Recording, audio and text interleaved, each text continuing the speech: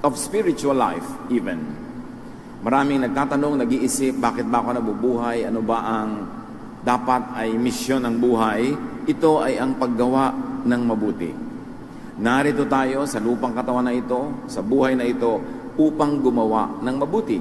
Ephesians 2:10, "For we are God's handiwork, created in Christ Jesus to do good works, which God prepared in advance for us to do."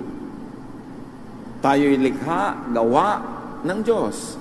Nilikha para gumawa ng mabuti ayon sa kay Kristo mismo. Ayon sa katuruan at ayon sa tauhan ni Kristo.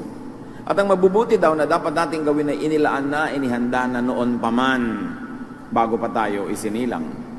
So know the good works, the major good works assigned for you to do by knowing, developing, and using your natural strengths. Kailangan alam natin, ano nga ba ang saysay ko sa buhay? Ano nga ba ang magandang dapat kong gawin na naka-assign sa akin? At malalaman natin kung anong atong assignment, kung makikita natin kung ano ang ating talent. Ano ang ating likas na galing, husay. Sapagkat kung ano ang nilikha ng Diyos na gawain para sa atin, noon pa man, nilikha niya tayo para maging kaya at kayanin natin na gawin yung gawain na yun. Maraming mga tao itinatanong, ano bang papel ko sa buhay? Ano bang pinakamaganda kong gawin? Hindi tayo dapat tumingin sa malayo. Tingnan natin ating sarili, paano tayo nilikha ng Diyos? Ano ang ating mga natural na hilig? Na pag ginagawa natin, masaya tayo. Pag ginagawa natin, masaya yung iba na ginagawa natin yon. Na maganda ang bunga, mabuti sa higit lalong nakararami. At pag tinitingnan natin ating mga natural na talento, galing, mga likas na husay, malalaman natin kung para saan nga ba tayo nilikha ng Diyos. Saang mga gawain, saang misyon tayo tugma. Kaya marapat na alamin, kilalanin ang ating mga natural talents at igalang din natin ang natural talent ng iba. Huwag natin silang pilitang bigyan ng mga roles to play. Bigyan ng mga assignment na hindi naman likas sa kanila at hindi totoo sa kanilang pagkatao. Pagka lang tayo nagiging totoo sa sarili, kung paano tayo nilikha ng Diyos, doon lang tayo nakakalikha ng mga bagay na tunay na mahuhusay at magaganda. Doing good is a sign of faith. It's a sign of godliness. It's a sign of belongingness to God.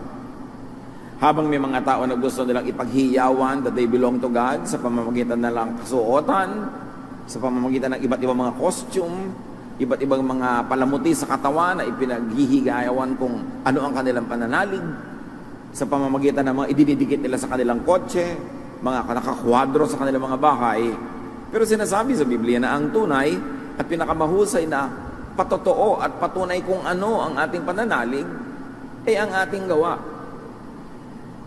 James 2:18, "But someone will say, you have faith, I have deeds.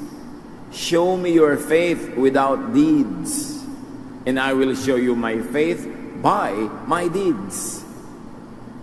Ito si Santiago, nililinaw niya, sabi kayo ng sabi na meron kayong pananalig, tapos wala naman kayong magandang gawa.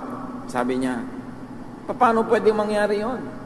Paano mo ipapakita sa akin ang iyong pananalig kung wala naman itong gawa? Ako, sabi niya, ipapakita ko sa iyo kung ano aking pananalig, kung kanino ako nananalig sa pamamagitan ng aking mga gawa. Hindi nadadaan sa mga kiyaw-kiyaw, sa mga dal-dal-dal-dal, sa mga debate-debate, para patunayan mong makadiyos ka, tama ang iyong pananalig, sa gawa nagkakatalo. So promote, prove, show your faith by doing good, not just by talking. Sabi ng iba, naku, hindi naman po ako magaling magturo, hindi po ako magaling mangaral, hindi ako magaling magsalita, kaya hindi ako pwedeng magturo talaga. Subalit ang pinakamabisang pagtuturo tungkol sa ating pananalig ay sa ating paggawa. Ang ating mga gawa, ang pinakamagagandang mga sermon na pwede nating ibigay sa kapwa. Hindi yung sermon ng bibig, tapos wala naman sa gawa. Walang maniniwala sa ganon. Doing good pleases and glorifies God. Biruin nyo, pwede naman pala nating ma-ministeryohan ang Diyos. Pwede natin siyang mapaglingkuran. Kasi ang Diyos walang kailangan. Bakit mo siya paglilingkuran? Wala naman siyang kailangan. Pero sa pamamagitan ng paggawa ng mabuti, napasasaya natin ang Diyos, naluluwalhati natin siya, naiaangat natin siya. Therefore, when we do good, we not only do good to the recipients of our good deeds, but we also do good to God. Hebrews 13:16, and do not forget to do good and to share with others, for with such sacrifices, God is pleased. Anong sacrifices ang hindi nakakalugod sa Diyos? Yung hindi ako kakain para matuwa sa akin ng Diyos. Hahampasin ko ang aking sarili para matuwa sa akin ng Diyos. Luluhod ako ng matagal na matagal. Di pa ako papagurin ko ang aking katawan para ako pakinggan ng Diyos. Hindi natutuwa ang Diyos sa mga ganon. Mga sakripisyong walang saysay. Pero sabi niya, alam niyo ang sakripisyong mayroong timbang, may bigat, yung paggawa ng mabuti sa kapwa. Siyempre, ang paggawa ng mabuti sa kapwa, parang sakripisyo yan. Dahil, sana nagpapahinga ka na, naglilingkod ka pa. Sana kinain mo na lang lahat, hinati mo pa, ibinigay mo sa kapwa. Sana ikaw na lamang nag-enjoy, pero binigay mo sa kapwa. Yung mga ganun daw sakripisyo, yun ang may saysay. Ikinatutuwa yun ng Diyos. Dahil mahal niya ang lahat ng tao. Pag busog na busog ka at may nagugutom na hindi mo binibigyan, ikinalulungkot yun ng Diyos. Paglampas-lampas sa pangangailangan mo, ang iyong mga pananalapi, tapos meron kang kilala, kaibigan, kapatid na sobrang nangangailangan, hindi mo binibigyan, dinaramdam yun ng Diyos. Kaya para mo siya pasayahin, tumulong ka sa iyong kapwa dahil mahal niya yung kapwa natin na tinutulungan natin. Matthew 5:16, in the same way, Jesus says, let your light shine before others, that they may see your good deeds and glorify your Father in heaven. Gusto mo pala na luwalhatiin ng Diyos? Gusto mo pala na ipagsigawan ng iyong pananalig, na mabait ka, maka-Diyos ka? Sabi niya ganon, yan ay sa paggawa ng mabuti. Kaya ano ang mapapala ng mga relihiyosong nag-aaway? Nagtatalakan sa isa't isa, nagtatalo, nagpapahiyaan, yung mga naninindigan sa kanilang doktrina, tapos tinatapak-tapakan nila, nililibak-libak nila yung mga ibang merong kakaibang pananalig. Kinokontra nila yung sarili nilang deklarasyon na sila yung maka-Diyos. Kasi walang uri ng pagiging maka-Diyos na nasa katalinuhan at sa pag-iisip lamang, ito'y nasa paggawa. Kaya kung ang bibig ko ay nagsasabi ng matataas na mga doktrina, mga katuruan, nilalait-lait ko yung may ibang pananalig na sa tingin ko ay mali, actually, ako ang sumisira sa sarili kong sinasabi. Kasi ang patunay sa pagiging maka-Diyos ay sa gawa. Doing good is high worship. Hindi lamang sa pagtataas ng kamay, pagkanta, hindi lang sa sabay-sabay na pagdadasal, hindi lang sa sabay-sabay na pagsasama-sama sa pagsamba, sumasamba ang tao.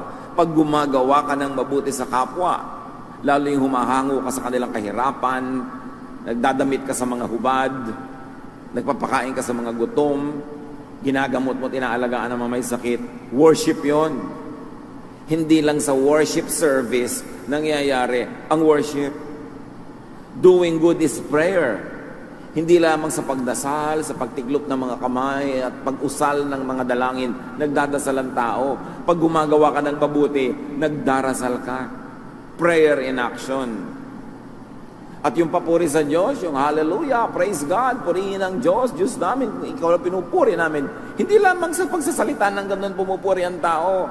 Tuwing meron kang tinapay na hinati mo, kinibigay mo yung kalahati sa nagugutom, tuwing meron ka mga damit na ipinamigay mo sa mga nangangailangan dahil nasalanta ng mga bagyo, tuwing meron kang ginagawang pagtitiis para merong guminhawa, yon ay praise and worship. Huwag nating akalain na sumasamba ka lamang from 7 to 8:30 a.m. on a Sunday morning. Saan ka pupunta? Mag-worship. Well, maganda yon. Pero kung yun lang ang worship mo buong linggo, kulang yon. Taas ka ng taas ng kamay, may patambling-tambling pa, bumubula pa ang bibig sa kadadasal eh. Pagkatapos, wala namang ginagawang mabuti sa kapwa. Sa palagay niyo ba, may saysay yun? That's why our whole life must be a life of prayer, a life of praise, a life of worship, na hindi ibig sabihin yun lang formal program na dinadaluhan natin.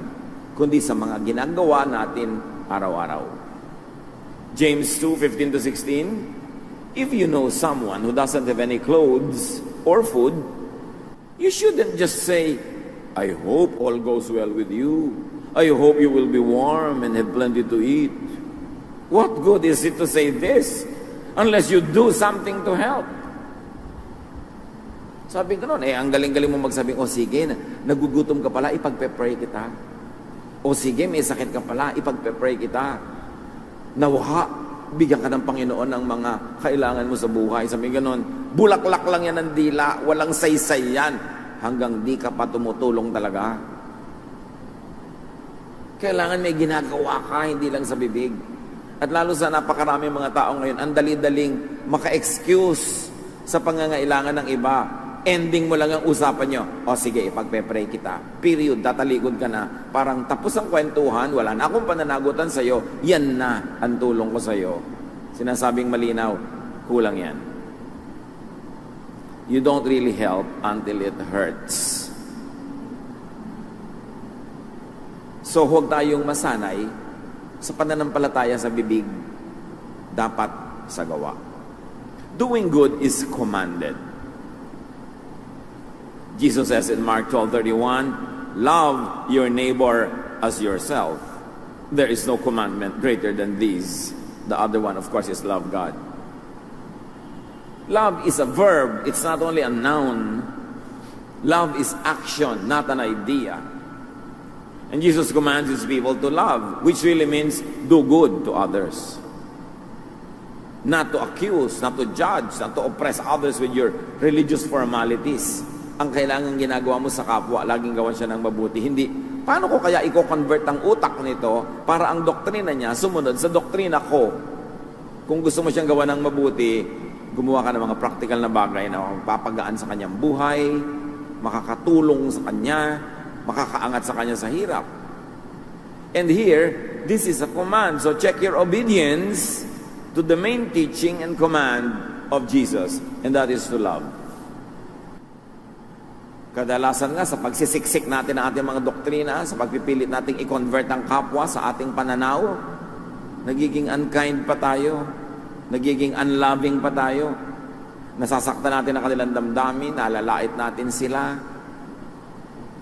at kung hindi sila makinig sa atin, itinatakwil natin, ipinupwera natin, ginagantihan natin, tinitikis, kabaligtaran ng turo ni Jesus. So, to not love is to sin, because to love is commanded. And that is the law of Jesus. Sabi niya, this is the highest law. Love God and love others.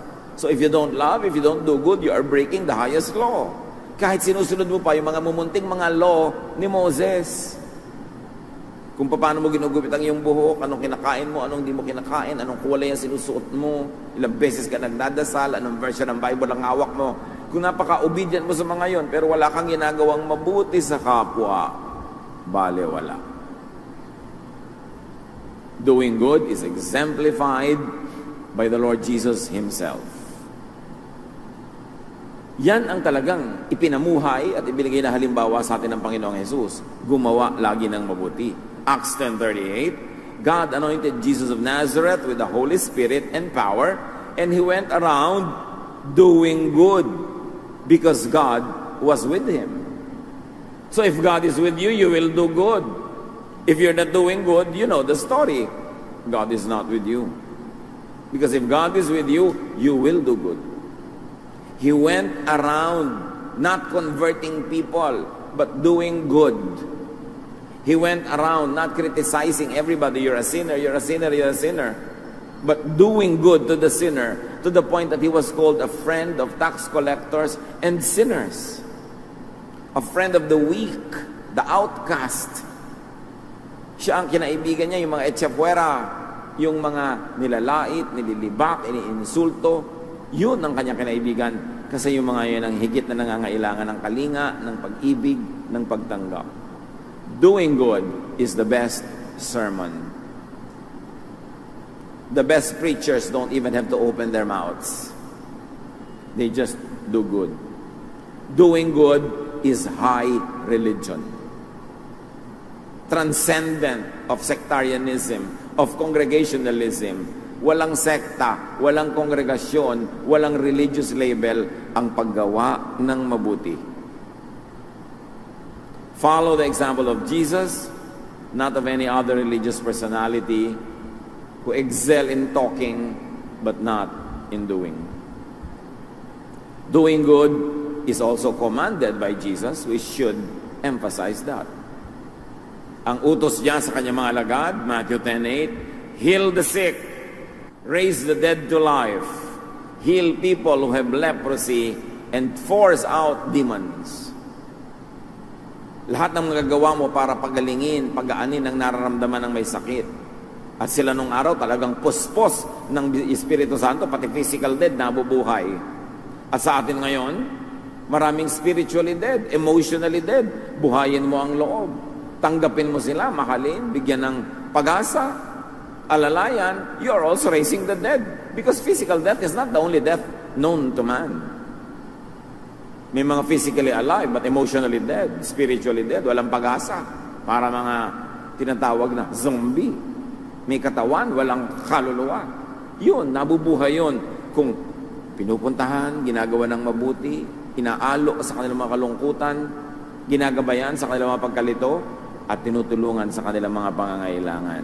You raise the dead back to life. And you force out demons, either literally, or by helping people get rid of the demons in their minds. Matanggal ang kanilang mga fears, ang kanilang mga phobia, ang kanilang depression, ang kanilang mga suicidal tendencies. You can drive out those demons with only one drug, and that is love. Attention, touch, acceptance. Pag ginawa natin sa mga tao, sila ay nagkakaroon ng muling pagkabuhay. And doing good is also commended, not only commanded, but commended and rewarded. May gantimpala rin, hindi lang utos.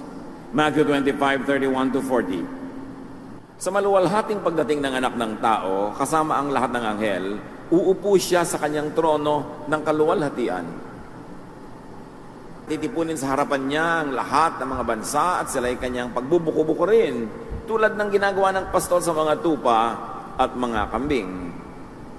Ilalagay niya sa kanyang kanan ang mga tupa at sa kaliwa naman ang mga kambing. Kaya't sasabihin ng hari sa mga nasa kanan niya, "Hali kayo, mga pinagpala ng aking ama. Pumasok kayo at tanggapin ang kahariang inihanda para sa inyo mula pa nang likhain ang daigdig. Sapagkat ako'y nagugutom at ako'y inyong pinakain. Ako'y nauuhaw at ako'y inyong pinainom. Ako'y isang dayuhan at inyong pinatuloy. Ako'y hubad at ako'y inyong dinamitan. Nagkasakit at inyong dinalaw, nabilanggo at inyong pinuntahan." Sasagot ang mga matuwid, "Panginoon, kailan po namin kayo nakitang nagutom at aming pinakain? O nauhaw at aming pinainom? Kailan po kayo naging dayuhan at aming pinatuloy? O kaya'y hubad at aming dinamitan? At kailan po namin kayo nakitang nagkasakit o nabilanggo at kayo aming dinalaw?" Sasabihin ng hari, "Tandaan ninyo, nang gawin ninyo ito sa pinakahamak sa mga kapatid kong ito, sa akin ninyo ito ginawa." Hindi sinabi dito na iipunin ni Jesus ang mga tao sa kanyang harapan at tatanungin, "Anong doktrina mo sa baptism? Anong doktrina mo sa Lord's Supper? Anong doktrina mo sa tribulation? Anong doktrina mo sa ganito at sa ganon?" Ang sinabi lang, hahatiin niya ang lahat sa dalawang pangkat. Ani mo ay humahati ng mga kambing mula sa mga tupa. At sasabihin niya doon sa mga tupa, "Hali kayo, enjoyin ninyo ang lahat-lahat ng gantimpala na inilaan sa inyo ng Ama sa Langit bago pa man nilikha ang daigdig. Dahil ginawan niyo ako ng mabuti." Kailan naman po namin kayo ginawa ng mabuti? Diyos naman kayo, hari naman kayo. Ano mang mabuting magagawa sa inyo? Ano bang pangangailangan ninyo para tulungan namin kayo? At sabi ng hari na si Jesus na nagsasalita, Lahat ng ginawa nyo sa mga hamak, sa mga kawawa, sa mga gutom, sa mga mahihirap, sa mga naaapi, sa nagdurusa, bibilangin ko na ginawa nyo sa akin, therefore ako ang magbabayad sa inyo. Ang linaw naman. Tapos ang laging pinagtatalunan ng mga tao, religious doctrine. Tapos pag titignan mo yung buhay, walang gawang mabuti. Sayang. Isang malaking kabulagan. Isang malaking pandaraya ng kaaway, nalibangin ka sa relihiyon, tapos wala ka naman magandang gawa. Doing good also does you good. Aside from the reward in eternity that Jesus is talking about, doing good makes you feel good. Dahil tayo nilikha sa wangis ng Diyos, ang Espiritu ng Diyos ay nananahan sa atin. Pag gumagawa tayo ng mabuti, sumasaya tayo dahil sumasaya yung Diyos na nananahan sa atin. Pero pag gumagawa tayo ng masama, kahit pa nga sanay na tayong gumawa ng masama, inuusig pa rin tayo ng ating budhi. There's still a part of us that cries, that weeps, that dies whenever we do bad to others. Kahit gaano tayo kasanay, meron pa rin tayong budhi na umuusig sa atin pag gumagawa tayo ng mali. So pag gumagawa ka ng mali, lugi ka kasi inuusig ka ng sarili mong budhi at hindi mo na iwawagwag yun kahit saan ka pumunta. Dala mo yun.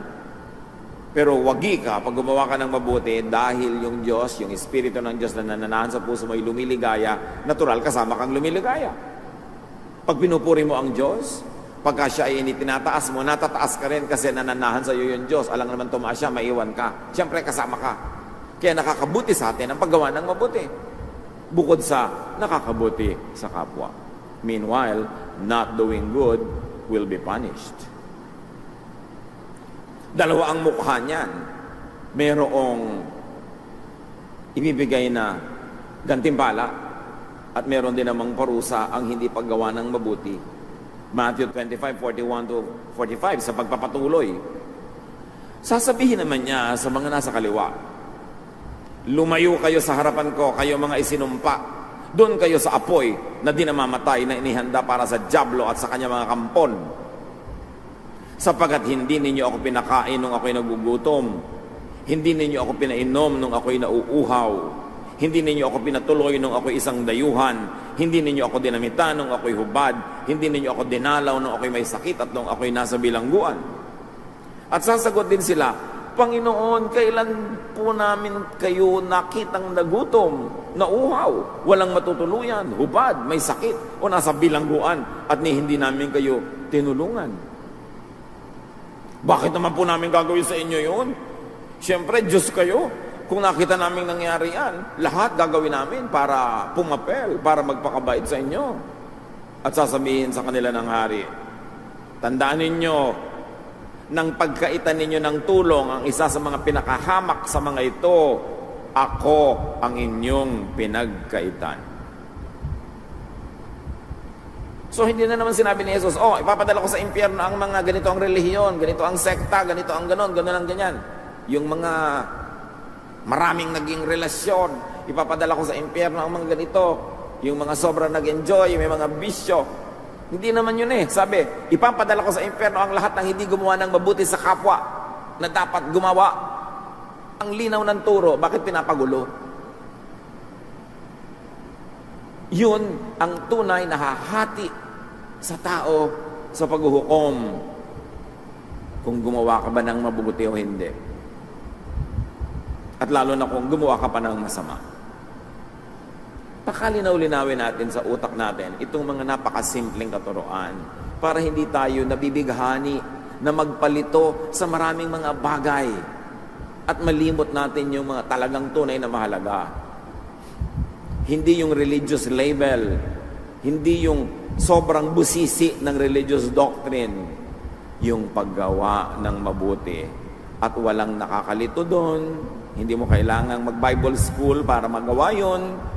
Hindi mo kailangan ng napakataas na pagsasanay para magawa yon.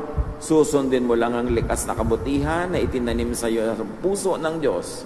At hindi mo naman susundin ang likas na kasamaan na itinatanim ni Satanas sa iyong puso. Pipili ka lang lagi kung gagawa ka ng mabuti o ng hindi mabuti. At hindi yon mahirap pagpilian.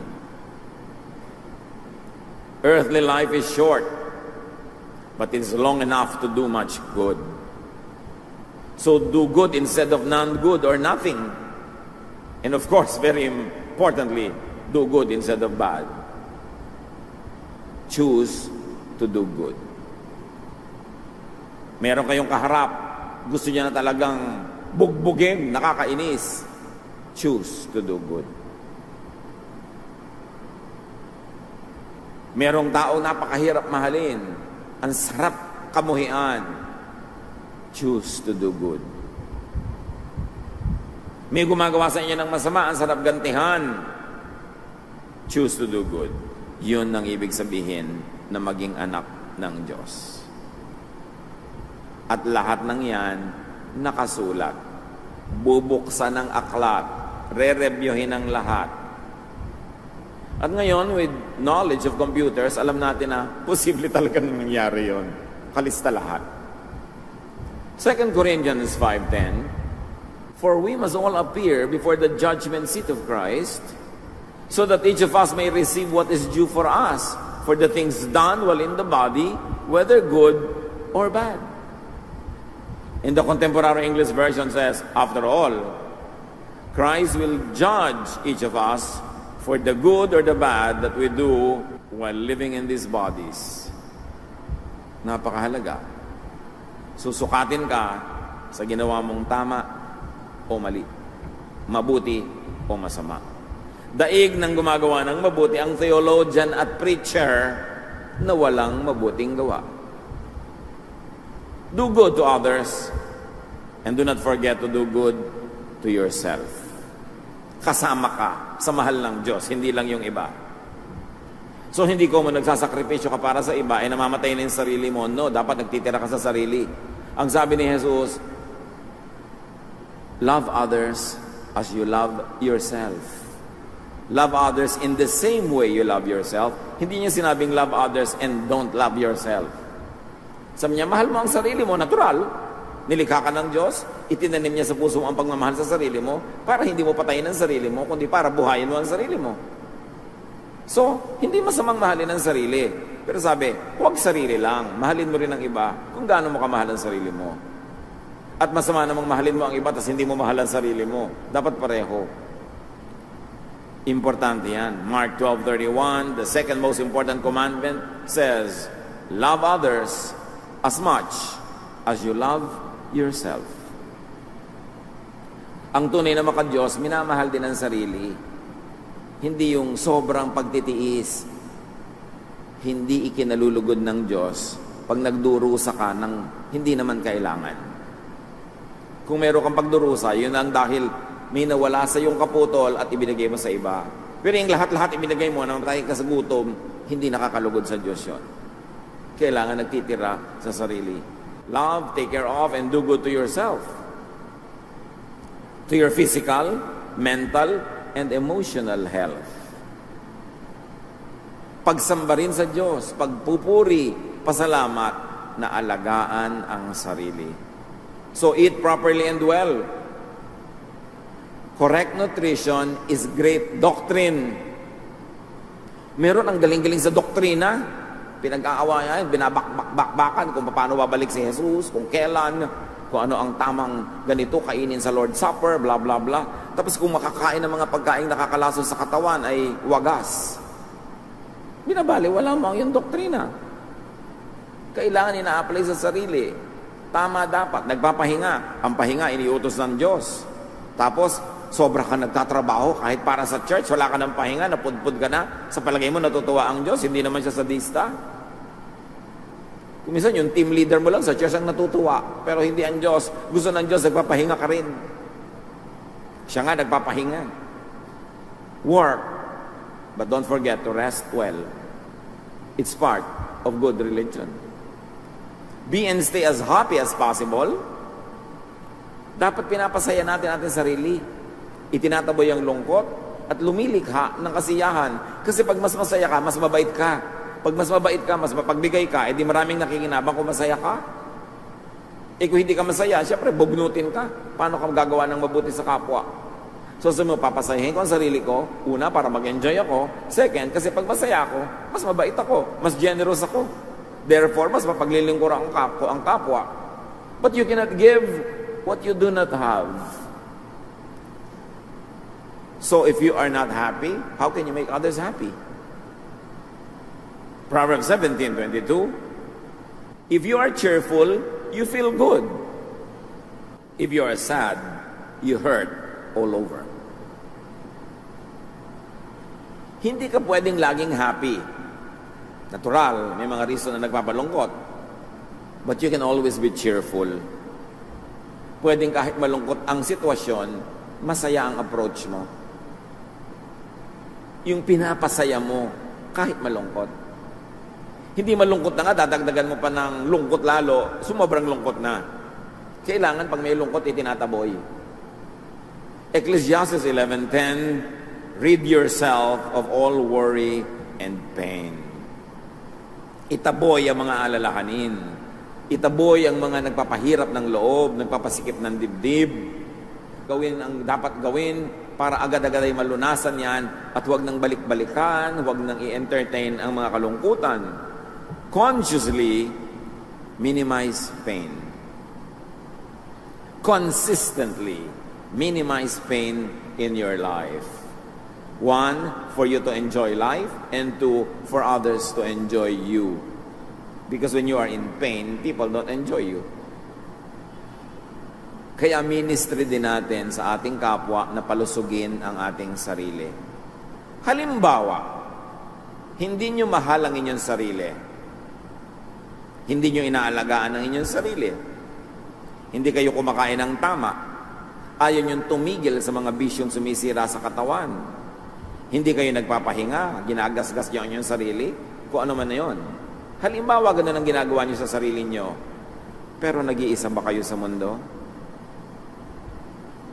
Hindi kayo kumakain ng mabuti, nung nagka-ulcer kayo, kailangan yung gamutin. Sino ang taya? Sino magbabayad?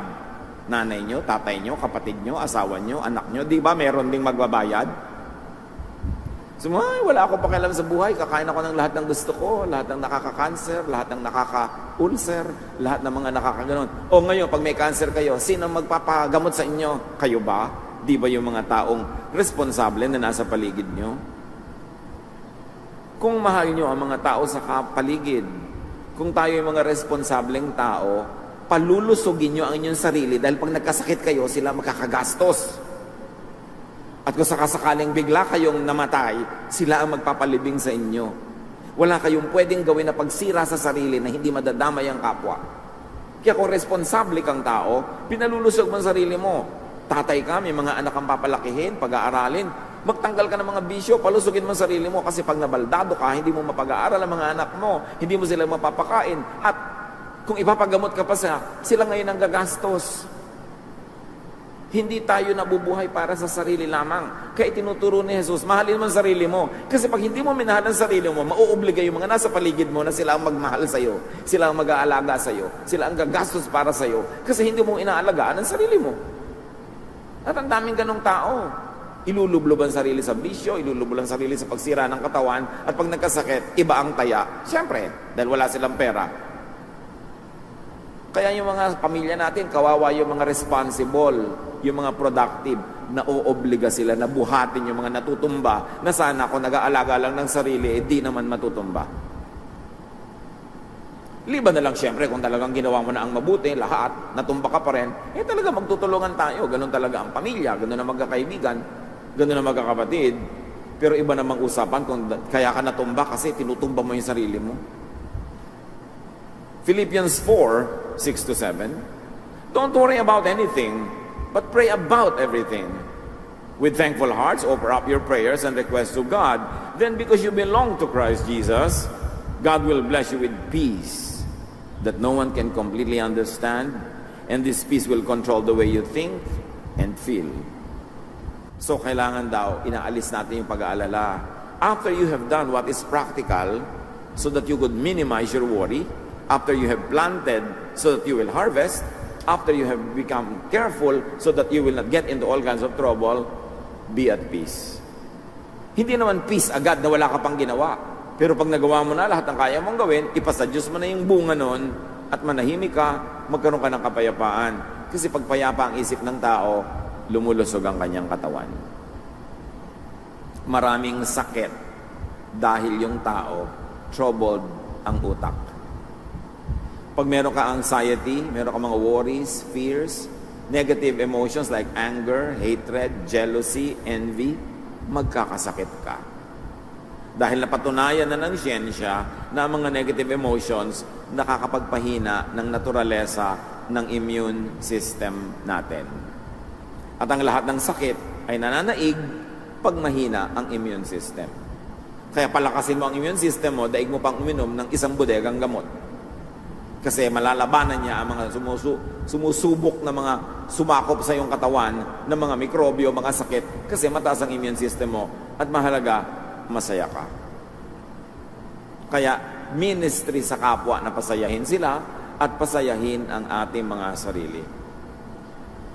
At ganoon na rin ang pag-aalaga ng katawan natin, dapat alagaan natin yung mas malaki nating katawan, ang ating daigdig. Do good for God's creation, for the environment.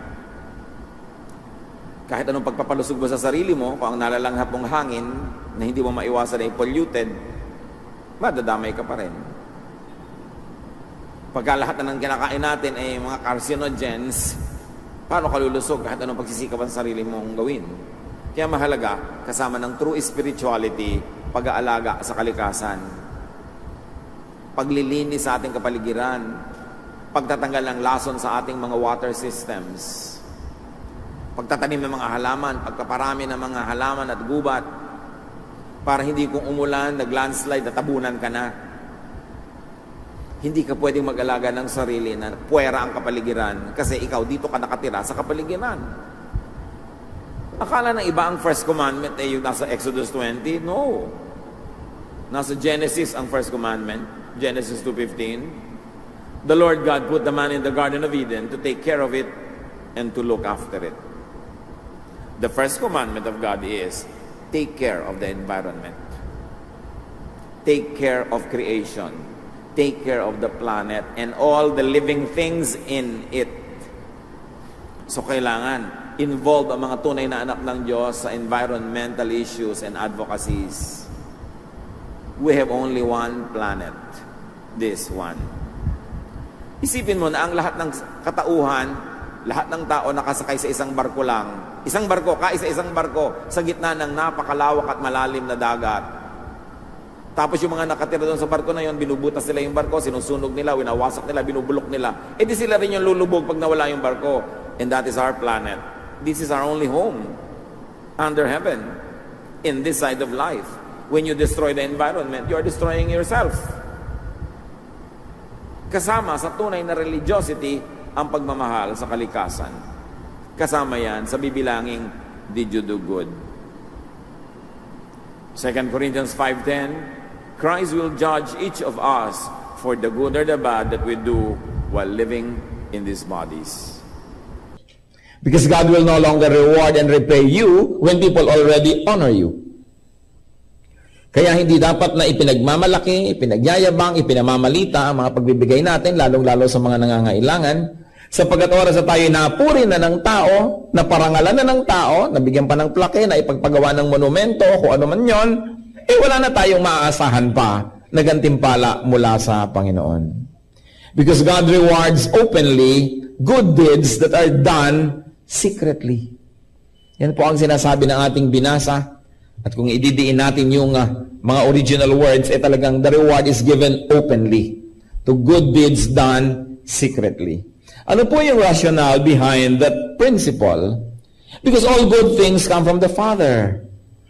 Wala naman tayong production ng good things eh. Ang Panginoon ang nagbibigay, tinatanggap lang natin, at kung tayo nakikinig sa kanyang tinig, ibinibigay natin doon sa pinagbibigyan niya, ipinadadaan lang sa atin, pero merong tunay na dapat puntahan, at kung hindi natin nilalabag ang kalooban ng Diyos, pinadadaloy natin yung pagpapala, inaabot natin sa tunay na dapat puntahan, ano ngayon ang kapuri-puri tungkol sa atin doon? Sabi nga ng matatanda, wala namang humahawak ng palayok na di nauulingan.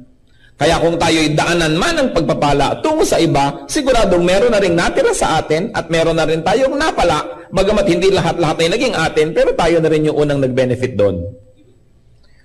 So hindi natin pwedeng sabihin na tayo'y giver, tayo yung mga taga-abot lamang. At napakabuti ng Panginoon na maging yung taga-abot, may natitira para sa Kanya. O sige, bilang taga-abot, ito'y para sa iyo. Ngayon yung iba, iabot mo na.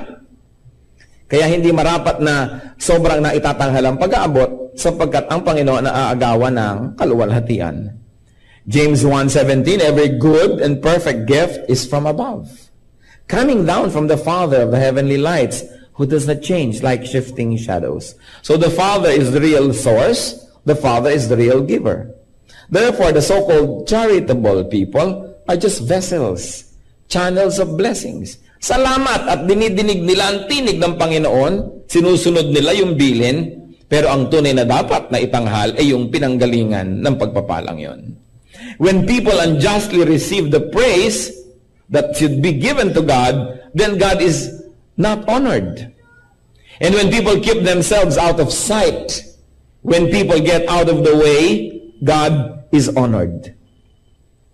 When recipients do not and cannot identify the channel of blessing, they inevitably look up to the source, who is none other than God. Kung biglang pagbukas nyo ng inyong pinto sa isang umaga, ay may pagpapalang nando na, hindi nyo alam kung sinong nagbigay, hindi nyo alam kung sinong pasasalamatan, natural, wala na kayong ibang pagpipilian pa, at napapasalamatan tuloy natin na itataas ang pangalan ng Diyos. Kung minsan, sobra tayong nagiging beholden to the human instruments that God is taken out of the equation. Ano pa yung mga instances na muntik nang maagawan ang Panginoon ng kaluwalhatian pero mabuti na lamang at may nagtutuwid doon sa mga muntik ng mga magkamali? Halimbawa sa Revelations 22 verses 8 to 9, ito pong si John ay pinakitaan ng anghel ng mangyayari sa future, at anong ginawa ng John na ito doon sa anghel na nagpakita sa kanya? I, John, am the one who heard and saw these things. And when I heard and seen them, I fell down to worship at the feet of the angel who had been showing them to me. But he said to me, do not do it. I am a fellow servant with you and with your brothers the prophets and all who keep the words of this book. Worship God. Tama nga naman. Matapos maging usher yung anghel, pinakita kay John yung mangyayari sa future. Ang ginawa ni John, pagkat he was in the presence of a heavenly being, ay nagpatira pa siya sa paanan ng anghel para sambahin ng anghel. Sabi ng anghel, maghunos dili ka, tumayo-tayo ka dyan, tigilan mo yan, huwag mong ituloy. Sapagkat ako'y tulad mo lang, tulad din ng mga propeta, at tulad ng sino mang susunod sa mga nakasulat dito sa aklat na ito, na salita ng Panginoon. Ang gawin mo, sambahin mo ang Diyos lamang. Hindi tinanggap ng anghel yung papuri, hindi niya tinanggap yung pagsamba. At nakita niyo po na pati si John, na ngayon marami na rin sigurong nagdadasal kay John. No? Si John na ngayon ang patron. Siya na ngayon ang dinadasalan. Samantalang once upon a time, nagdadasal din siya doon sa anghel at itinuwid siya ng anghel. Sabi niya, ikaw, ako, ang mga propeta at sino man nasusunod sa salita ng Diyos ay pareho lang tayong lingkod ng Diyos. Walang dapat itataas kundi Diyos lamang. Ito pong si Peter, na ngayon dinadasalan na rin ng marami. Once upon a time, meron ding nagtangkang lumuhod sa kanyang harapan. Sa Acts chapter 10, 25 to 26. As Peter entered the house, Cornelius met him and fell at his feet in reverence. But Peter made him get up. Stand up, he said, I am only a man myself. So si Pedro, sinikap din na luhuran itong si Cornelius. Sapagkat ang pakiramdam ni Cornelius, banal na tao ito, lingkod ng Diyos, makaluhod. Sabi ng Pedro, tumayo-tayo ka kapatid, nakakahiya sa Diyos ang ginagawa mo, tao lang ako. Pero ngayon, marami pa rin lumuluhod, hindi lang kay Pedro, kundi sa rebulto ni Pedro. Kaya yung rebulto yung makakapagsalita, sabi, mahiya-hiya ka, tumayo-tayo ka dyan. At pakidurog-durog mo ako, sapagkat hindi ako dapat narito. Pinagbabawal ito ng second commandment at di ka dapat lumuhod sa akin, ipinagbabawal ng first commandment. Nakita nyo kung nabubuhay lang yung mga yan ngayon, sila mismo ang number one na aangal sa ginagawa ng maraming tao sa kanila. At ang Panginoong Jesus, minsang naglalakad, may isang babaeng pumapapel. Luke 11:27 to 28. As Jesus was saying these things, a woman in the crowd called out, "Blessed is the mother who gave you birth and nursed you." He replied, "Blessed rather are those who hear the word of God and obey it." So sabi nito isang babae nagmamagaling, pinagpala ang babae nagsilang sa iyo at nagpasuso sa iyo. At sinabi niya, ang tunay na pinagpala, yung nakakarinig ng salitang ito, nakikinig at sumusunod. Itinutuwid, sapagkat kung sino-sino ang binibigyan ng honor ng mga tao, liban sa Diyos at sa salita na nanggaling mismo sa Diyos.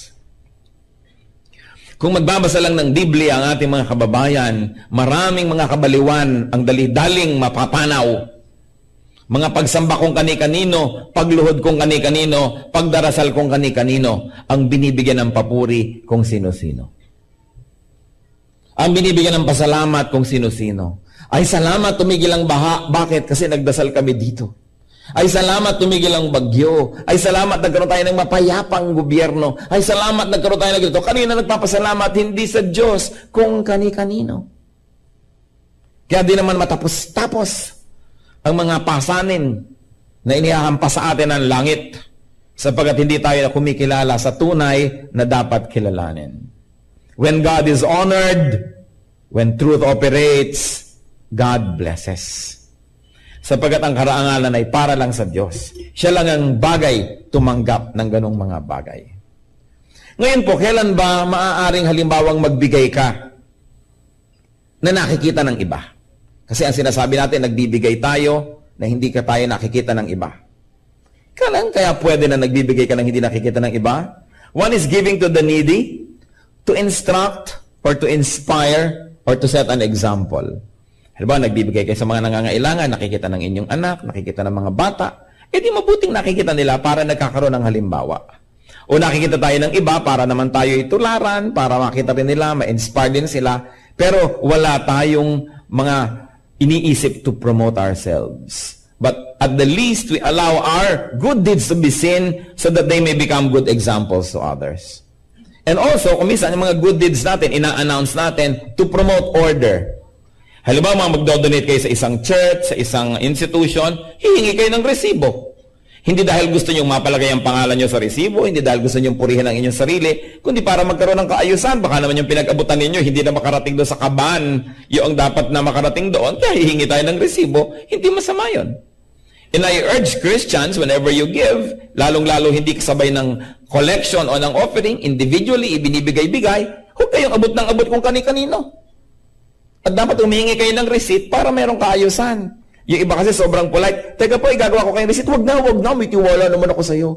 Hindi naman yung pagtitiwala nyo o kawalan ng tiwala ang pinag-uusapan, kundi para may kaayusan. Kaya hindi rin natin itinatago, yung ba may public offering, nagbibigay din tayo. Kasi public collection, alam naman isa-isang mag-abot, di ang haba na ng istorya nun. So, to promote order, it's also not so bad, no? Not bad at all, na makita rin ng iba. And of course, it is not bad to be seen when there is no intention to glorify ourselves. Kaya sasabi sa 1 Samuel 16 verse 7, the Lord looks at the heart. Sa puso naman natin tumitingin ang Panginoon. So there are actions that have to be made public to set an example or to instruct. So what is good whenever it comes to giving? It's good whenever there's a giver and a recipient. It's good. But what is better? When the giver is unknown, it is better. And what is best? When even the recipient is unknown to the giver. Na nagbibigay tayo na hindi ka nagbibigay na alam mo yung binigyan. Kaya tuloy kung minsan may superiority complex ka na rin. Nagde-demand ka na rin ng special treatment. Kasi binibigyan mo. Akala mo na rin kasi ikaw yung nagbibigay. Pero siyempre, you don't throw naman your good things in the air at bahala na kung kanino mapunta yon. Hindi ganon. But sometimes there are institutions we can trust. Na ito po ang gusto kong itulong kung kaninong nangangailangan, kayong nakakaalam kung sino yon, kayo na ang magparating. Maski hindi ko na malaman kung sino yon. Pero kailangan siyempre napatunayan na ng institusyon na katiwa-tiwala naman na gawin ang ganong mga transaksyon. So, secret giving is honorable to God. What else? Matthew 6, verses 5 to 6. And when you pray, do not be like the hypocrites. For they love to pray, standing in the synagogues and on the street corners to be seen by men. I tell you the truth, they have received their reward in full. But when you pray, go into your room, close the door, and pray to your Father who is unseen. Then your Father who sees in what is done in secret will reward you. And may I be emphatic, this is the Lord Jesus speaking. Pati po yung ating binasa kanina na tungkol sa secret giving. Ito yung tinatawag na beatitudes ng Panginoon. Yung kanyang mga sermon na galing yun mismo sa kanyang labi. So what other secret is loved by Jesus? Secret prayer. So do not pray for the sake of publicity. Do not pray for the sake of show. Those who are recognized, praised, and honored by people because of praying will get only that, human recognition. Wala nang hihigit pa ron, yun na. Pag napuri ka ng tao, uy siya madadasalin, uy siya ay banal, naku purihin ng Panginoon, madasalin itong kapatid na ito. Napuri ka na ng tao, wala ka na dapat antayin na papuri pa mula sa Panginoon. So what can we learn? Is to value private prayer. We should pray privately, to pray secretly. Those who pray secretly will be rewarded openly by God. Makikita ng tao na talagang nire-reward ka ng Panginoon, bine-bless ka. Hindi maitatago, hindi maikukubli. And what's the rationale behind this? People who pray publicly and openly usually get the credit. They usually get the honor. And then usually, people become dependent on them. Ay naku, wala pa ang ating mga prayer warrior, paano na kaya tayo? Ay naku, wala yung mga prayer leaders natin, paano na kaya tayo? Bakit wala ba yung Diyos? Pag may isang taong gustong mag-pray, nandun naman ang Diyos na pe-prayan, di kumpleto na ang mga pangangailangan. But sometimes, self-styled prayer leaders and prayer teams can make themselves look so indispensable that people now forget that there is God. That they feel that the whole activity is incomplete without these people leading a prayer. So ang mga nagiging hindi po maganda are people's dependence on prayer warriors, people's dependence on special prayer personalities. Naku, paano kaya ako gagaling? Wala si ganito na nagpe-pray for healing. Bakit wala ba ang Diyos? O wala ka bang kakayahan manalangin? Manalangin ka. Ang Diyos ang mahalaga. Pag may nananalangin at may pinapanalangina na Diyos, kumpleto na yon. Kaya kung minsan, some people can make themselves look so important as if prayer would not be complete without them. Naaagaw ang kaluwalhatian ng Diyos. Lalong-lalo yung mga inaasahan natin, prayer for healing. Siyempre, you become emotionally dependent. Pagka may mga tao na, eto nananalangin para ka gumaling, may mga palapat-lapat pa ng mga kamay, mga papunas-punas sa mga langis-langis at pakaway-kaway ng mga panyo-panyo, kung ano-ano na yung mga props. Alam natin yung itinuturo sa scripture na anointing of oil, hindi for its sacramental value. Hindi yung dahil inanoint ka, may value yon at merong pampagaling yon. Yung context ng anoint the sick with oil is for its hygienic purpose and for its social purpose. Ibig sabihin, pabanguhan na yan, lotion na. Ibig sabihin, i-claim natin gagaling na, babango na yan at makikihalubilo sa atin, so anoint with oil. Hindi yung pinahiram mo ng oil, nagpagaling tuloy yung oil. Nagiging superstitious ang mga tao. Ay, paano tayo gagaling? Walang oil. Ay, paano tayo gagaling? Walang panyong puti. Ay, paano tayo gagaling? Walang palaspas. Paano tayo gagaling? Walang ganito. Anything that you place between you and God becomes an idol. Anyone that you place between you and God also become an idol. Kaya malinaw sa atin dapat yun. Even the Lord wanted His healing ministries to be kept secret. Ang nakakapagtaka, ang Panginoon, inililihim ang kanyang healing ministries, tapos mayroon namang mga tao na yun ay pinakakabunyag-bunyag at yan ang pinakakapromote-promote healing ministry. Baligtad. Sa Luke 8:56, isang batang babae ang namatay at binuhay muli ng Panginoon at matapos buhayin mula sa kamatayan, her parents were astonished. But He, meaning the Lord Jesus, ordered them not to tell anyone what had happened. At sa Matthew 7:36, isa pong deaf and mute, isang bingi at pipi, ang pinagaling ng Panginoon at pagkatapos anong utos niya, Jesus commanded them not to tell anyone. Ayaw ng Panginoon na ang mga tao pagkaguluhan siya dahil lang sa healing ng katawan. Gusto niya ang mga tao'y lumapit para isuko ang mga kasalanan, ihingi ng tawad at magkaroon ng bagong buhay. At manaka-naka ang Panginoon ay nahahabag naman sa mga tao, pinapagaling na rin sila sa kanilang mga karamdaman, subalit hindi siya dumating sa lupa para magpagaling ng mga physical illnesses. Dumating siya para magturo tungkol sa kasalanan at ang mga tao'y gumaling sa kanilang spiritual illnesses. At bonus na lang kung yung physical illness ay mapasama sa pinagaling. Pero siyempre, kung tayo ay may nararamdaman, kung ang mga mahal natin sa buhay ay may nararamdaman, ay kuminsan ay pinadidimlan na rin tayo ng pag-iisip. Sometimes our reason is also clouded by very immediate needs, especially to alleviate pain, to the point that we give so much importance to physical healing when it is not the reason why Christ came to the world. Siya I came to call the sinners to repentance.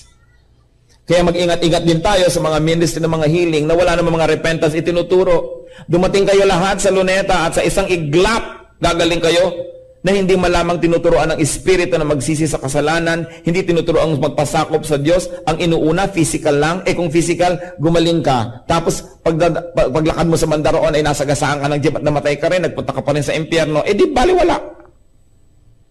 Kaya importante, inuuna yung Espiritu. The Lord never emphasized the healing aspect of that ministry. Dahil lamang case to case, papagalingin niya, nahahabag siya. Pero hindi siya nagkaroon ng healing crusade kahit kailan. 3:00 ng hapon, sa darating na linggo, magkita-kita tayo sa Gethsemane at may healing crusade. Walang ganun. Bagamat healing is available to people in faith, pero hindi yun ang number one. Ipinalilihim nga ng Panginoon. So beware of persons who publicize too much the aspect of prayer and especially prayer for healing. That they place themselves nearly indispensable in the economy of God. Meron pang mga akala mo mga prayer franchise holders. Nangyayari kahit sa ating bansa. There was once when there was a group who wanted to lead a big prayer rally. No? At mayroong tumutol ng grupo, sabi, prayer yan, dapat kami. Kasi kami ang kilala na prayer ministry. Bakit kayo? At kutakot-takot na sigalot ang nangyari on national level, mga kapatid, kung sino ang dapat manguna sa prayer. Nakakahiya. Kasi walang na franchise sa prayer, ang lahat ng anak ng Diyos ay maaari manalangin at dapat manalangin.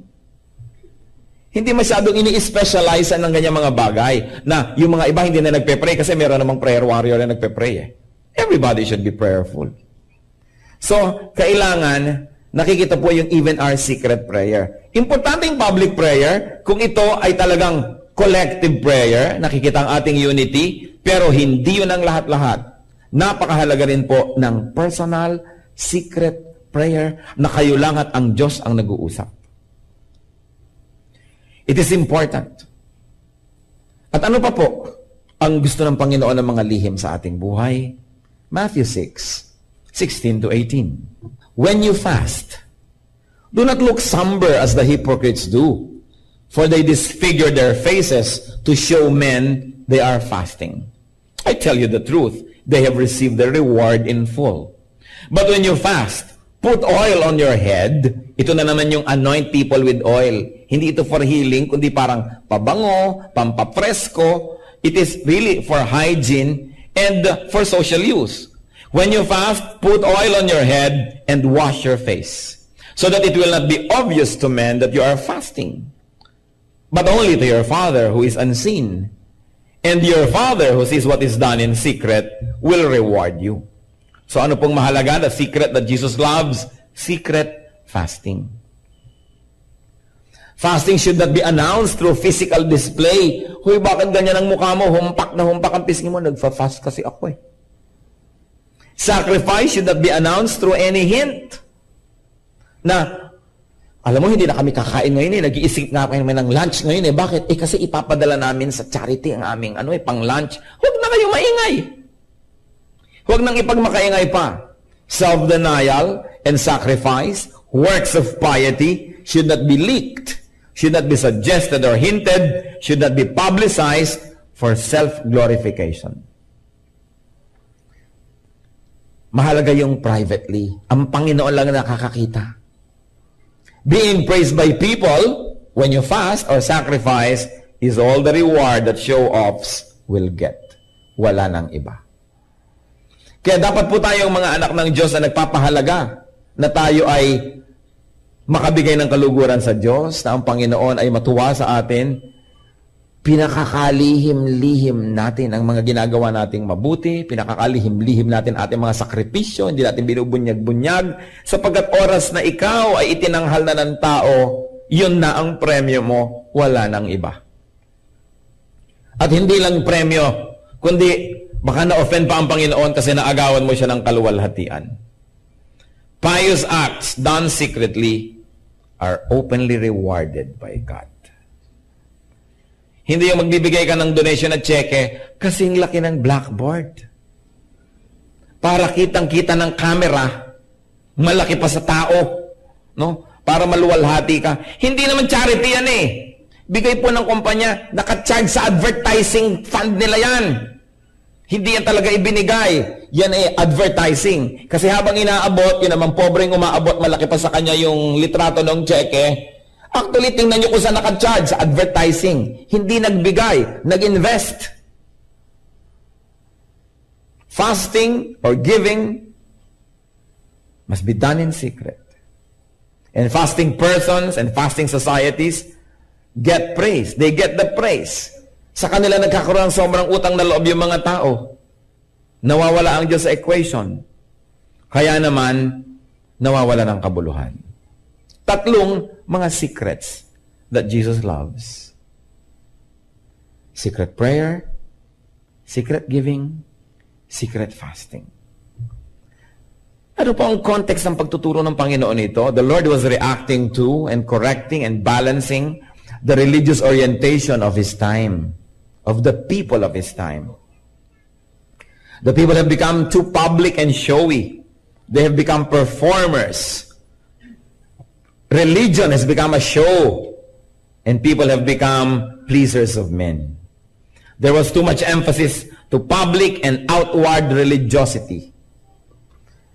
Puro na lang pang outward. Ano ang isusuot ng mga pare? Ilang buhol ang mga borlas ng kanilang mga suot? Gaano kahaba ba ang kanilang mga balbas-balbas at kung ano-ano? Ano ba ang kulay dapat ng ganito? Puro na lang pang labas ang naging mahalaga. Kailan tatayo, kailan uupo, kailan luluhod. Nagiging ritual ang pananampalataya. Kahit na magmemorya ka ng panalangin, bigkasin mo ng bigkasin ang hindi mo naman naiintindihan at dinidibdib, panglabas. At ito po ang gustong ituwid ng Panginoon. Nag-focus lang nga siya sa fasting, sa prayer at sa giving, pero pwede natin itong palawakin sa lahat ng larangan ng ating pananampalataya na hindi lang yung nakikita ng kapwa ang mahalaga, kundi kung ano yung nangyayari sa ating kalooban, kung ano yung private. Tulad ng binanggit sa nauna nating mensahe, hindi lang good manners ang hinahanap sa atin ng Diyos, na nakangiti ka pero naiinis ka sa iyong kapwa, nakangiti ka, at least nakangiti ka, may good manners ka. But spirituality is beyond good manners.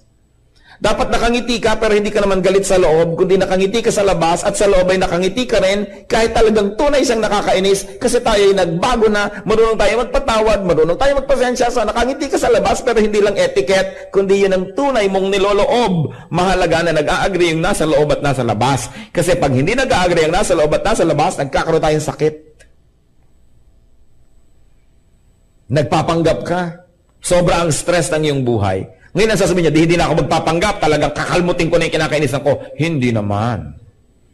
First step yung nagtitimpi ka, panglabas, mukha kang maayos at payapa, maganda. Pero lagyan niya ng counterpart sa loob. Ibig sabihin, nagbagong loob na tayo, naghunos dili. Kaya yung tunay na pinanggagalingan ng ngiting yun, na isang pusong nakangiti rin doon sa loob. Pagbabago sa kalooban. Kadalasan ang ginagawa ng maraming Kristiyano is nothing but just good manners. Kumusta ka kapatid? Nagkakamayan pa rin anino nila, nagsusuntukan. Hindi sapat yun, bagamat at least hindi tunay na nagsuntukan physically. Pero pag nagsusuntukan kayo spiritually, kahit physically, nagkakamayan kayo, ang nakikita ng langit ay yung parehong yun. At ang mahalaga, yung spiritual reality. Because God looks at the heart. So it is not enough that we are cordial. It is not enough that we are polite. But we must always surrender ourselves to the work of the Holy Spirit so that inwardly we have really become kind and good and gracious and forgiving. That it is really what is depicted outside. yung totoong nangyayari sa ating kalooban. Ang mahalaga po, tulad ng sinasabi sa 1 Peter 3:3-4, your beauty should not come from outward adornment, such as braided hair and the wearing of gold jewelry and fine clothes. Instead, it should be that of your inner self, the unfading beauty of a gentle and quiet spirit, which is of great worth in God's sight. Now, before you get 1 Peter wrongly, hindi niya sinasabing huwag kayo magsuklay. Hindi niya sinasabing huwag kayo magsuot ng magagarang mga kagamitan o kahit ng mga alahas, lalo't malinis naman ang pinanggalingan. Hindi po yun. Ang sinasabi, hindi sapat na maganda ang nasa labas, tapos pangit ang nasa loob. Kailangan unahin nyo yung nasa loob. Pero hindi naman sinasabing kung maganda ang yung kalooban, hindi baling pangit na yung nasa labas. Hindi yan, kasi people treated this as extreme eh. Minamaliit na nila yung mga nag-aayos, nagpupustura. Hindi yung masama. Lalo't galing naman sa mabuti yung isinusuot nyo sa inyong katawan. Ang point, hindi yun ang mahalaga kung sa kalooban naman ay napakapangit. Ngayon, maganda ka na sa loob at sa labas pa, di glory to God. Salamat. Because God is a God of beauty. So in giving, what matters is it is not what is openly given, but what is secretly withheld. Di po ba pinag-uusapan nga natin, hindi lang yung nakikita sa labas ang mahalaga, kundi yung nasa loob?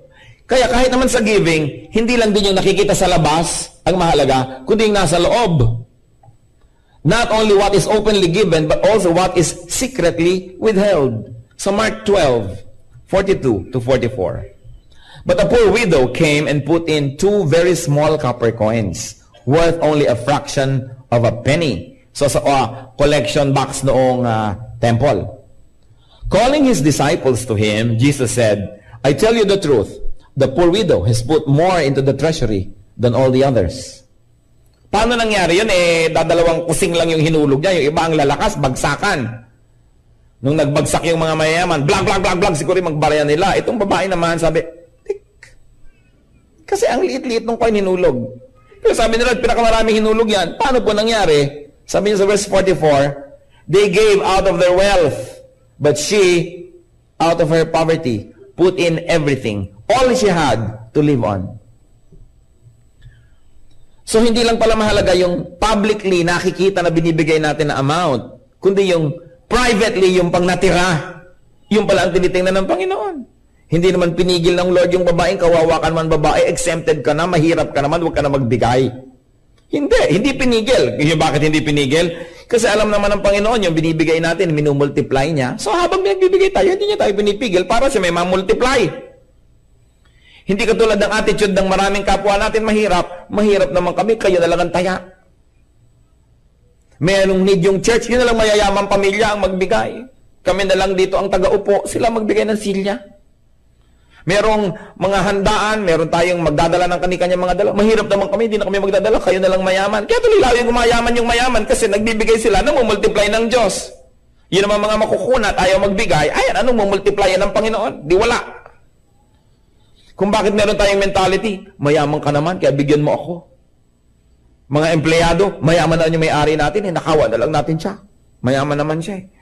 Ikaw ba nagpayaman? Kung hindi ka naman katulong nagpunta ng kayamanan, bakit kasama ka ngayon kumukot-kot nun at gusto mong kumuha rin? Yung ito pong mentality na ito kailangan maiba. Na hindi ko mo mahirap ako, pananagutan ako ng lahat.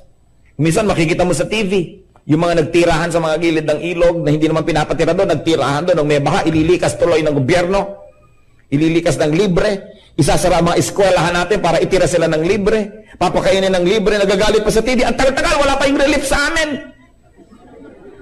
Nagbabayad ba kayo ng buwis? Ang lakas ng loob yung humingi ng relief goods. Di ba? Yung mentality ng ating maraming kababayan, mahirap ako, meron ka, therefore sasandal ako sa'yo. Hindi ako mag-iipon, pag namatay ako, itutumba ko sa yung bangkay ko, problema mong bumili ng ataol para sa akin. Di ba? Hindi ko isipin na magkakasakit ako, pag nagkasakit ako, bigyan mo ako, meron ka kasi. This kind of mentality must be corrected. We should deserve before we desire. Kaya nakita niyo po yung babae, kahit mahirap siya at inilagyan niya yung kalahat-lahat, hindi siya pinigil ni Lord kasi alam niya wala namang lugi sa nagbibigay sa Panginoon eh. Yung mauutak pa nga dyan ng lalo nang nagkakandagipit-gipit. Kasi pati ba naman Panginoon, uutakan pa. So, Yung babae nagbigay, nakita ng lahat yon. Yung mga maraming pera, nagbigay din, nakita ng lahat. Pero ano niya kita ng Panginoon? Yung natira, matapos nagbigay yung lahat. Sabi niya, yung mga maraming hinulog, higit lalong marami pa sa bahay yan. I'm not impressed. Konti lang hinulog yan. Ang dami po, konti compared sa natira. Itong babaeng ko, ang daming hinulog. Ang liit nga po ang dami kasi wala nang natira. So nakita niyo, tinitingnan ng Panginoon, yung private, yung secret, yung nakalihim sa mata ng mga tao. Christ was emphasizing the importance of inner, quiet, and personal spirituality. Ano po ang ating buhay? Kumusta naman? Is our open religiosity matched by and grounded on and energized by our inner spirituality? Ang pag-worship niyo po ba, kasabay tayong lahat, merong katumbas na private worship niyo? Sa inyong silid, sa inyong bahay, sa ilalim ng puno, kung saan man na, kayo lang ng Diyos sa nag-uusap, nag-worship kayo. Ang atin pong public prayer na tayo, lahat ay yumuko, ipikit ang mata at magdasal at sabay-sabay naman tayo. Meron po ba kayong panalangin na private lang? Kayo lang ng Diyos ang nag-uusap. Mahalaga yun. Ang ating mga ginagawang mga kabutihan sa panglabas, naroon ba't may katumbas doon sa loob? These are the secrets that Jesus loves. Giving, praying, fasting, or sacrificing. God looks at the heart. God looks at what's inside. And God looks at what is secret. So let us use our energy not in hiding what we are, but in becoming what we should be. Dapat tayo po mga anak ng Diyos, maging totoo sa loob. Sapagkat ang spiritualidad natin ay hindi isang palabas, hindi siya show business, dapat ito po ay spiritual, totoo sa loob. Let us continue to nourish our spiritual and private spirituality. Mahalaga na nagtitipon-tipon tayo, nagkikita-kita, maraming group activities. Kasing halaga rin po nun, private spirituality, private prayer, private devotion, private reading of God's Word.